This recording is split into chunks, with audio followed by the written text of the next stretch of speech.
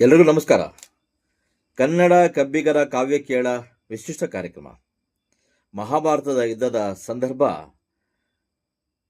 ಕರ್ಣ ಮುಪ್ಪಡರಿದ ಮುದುಕರಿಗೆಲ್ಲ ಯಾಕೆ ಪಟ್ಟ ಕಟ್ತೀಯ, ನನ್ನಂಥ ಯುವಕನಿಗೆ ಪಟ್ಟ ಕಟ್ಟುವಂತ ಅಂದಾಗ ದ್ರೋಣಾಚಾರ್ಯರು ಅವನ ಕುಲವನ್ನು ಹಿಡಿದು ಮಾತಾಡ್ತಾರೆ. ಆಗ ಕರ್ಣ ಮೂಲಕ ಪಂಪ ಹಾಡುವ ಮಾತುಗಳನ್ನು ತಾವೆಲ್ಲ ಕೇಳಬೇಕು.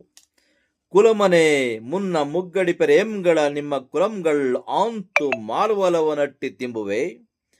ಕುಲಂ ಕುಲಮಲ್ತು ಚಲಂ ಕುಲಂ ಗುಣಂ ಕುಲಂ ಅಭಿಮಾನವೊಂದೆ ಕುಲಂ ಅಣ್ವು ಕುಲಂ ಬಗೆವಾಗಳ್ ಈಗಳ್ ಈ ಕಲಹದೊಳಣ್ಣ ನಿಮ್ಮ ಕುಲವಾಕುಲಂ ನಿಮಗುಂಟು ಮಾಡುಗಂ. ಇಂತಹ ಮಾತುಗಳಿಂದ ಕುಲಶ್ರೇಷ್ಠತೆಯನ್ನ ಅಲ್ಲಗಳೆಯುತ್ತಾನೆ ಪಂಪ ಕರ್ಣನ ಮೂಲಕ. ಪಂಪನಂತಹ ಅನೇಕ ಕವಿಗಳ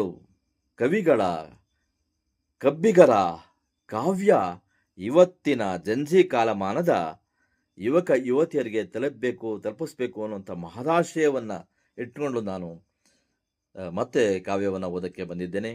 ಅದನ್ನು ನವೆಂಬರ್ 1ನೇ ತಾರೀಕು ಸಂಜೆ 7 ಗಂಟೆಗೆ ನನ್ನ ವಾಟ್ಸಪ್, ಫೇಸ್ಬುಕ್, ಯೂಟ್ಯೂಬ್, ಇನ್ಸ್ಟಾಗ್ರಾಮ್ಗಳಲ್ಲಿ ಅಪ್ಲೋಡ್ ಮಾಡ್ತೀನಿ. ಎಂದಿನಂತೆ ನಿಮ್ಮ ಪ್ರೀತಿಯ ಸಹಕಾರ ಇರಲಿ. ಕನ್ನಡದ ಕವಿತೆಗಳನ್ನು ಕೇಳಿ ಅಂತ ಹೇಳ್ತಾ, ಕನ್ನಡದ ಕವಿತೆಗಳು ಜನಮಾನಸಕ್ಕೆ ಹೋಗಬೇಕು, ಜನರೆಡೆಗೆ ಕವಿತೆ ಹೋಗಬೇಕು ಅನ್ನುವಂಥ ಒಂದು ಆಶಯ ನನ್ನದು. ನಿಮ್ಮೆಲ್ಲರ ಪ್ರೀತಿಯ ಸಹಕಾರ ಇರಲಿ. ನವೆಂಬರ್ 1ರಿಂದ ನನ್ನ ಕನ್ನಡ ಕಬ್ಬಿಗರ ಕಾವ್ಯ ಕೇಳ ಕಾರ್ಯಕ್ರಮ ನಿಮಗಾಗಿ. ಕಾವ್ಯ ಕೇಳಿ ಸ್ನೇಹಿತರೆ. ನಮಸ್ಕಾರಗಳು. ನಾನು ಡಿ ಬಿ ಮಲ್ಲಿಕಾರ್ಜುನ ಸ್ವಾಮಿ ಮಹಾಮನೆ. ನಮಸ್ಕಾರ.